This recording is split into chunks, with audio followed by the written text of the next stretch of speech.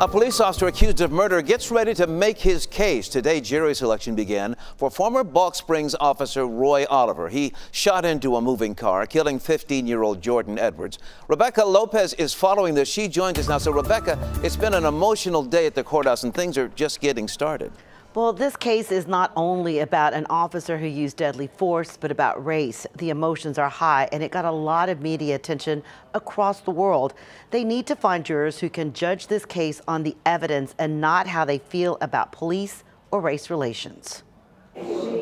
Roy Oliver's fate will soon be decided by 12 jurors. The process of picking those people began today. 287 potential jurors showed up at the central jury room at the Dallas County Courthouse. They had to answer a 20-page questionnaire about race, police officers, and use of force. Lee Merritt represents Jordan Edwards' family, the victim in this case. I think that the questionnaires help cipher out what biases may exist. At the center of the case will be body camera footage that shows when Edwards was shot and killed.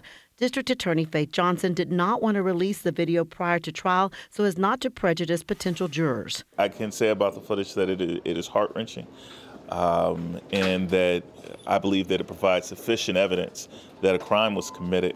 In April 2017, Edwards, his brother, and friends were leaving a party in Balch Springs after police were called. Prosecutors say Oliver shot into the car as it was leaving. The popular teen's death caused public outrage. Belinda Jarman was at the courthouse on other business today. She watched Oliver leave the courtroom. She was emotional just seeing him.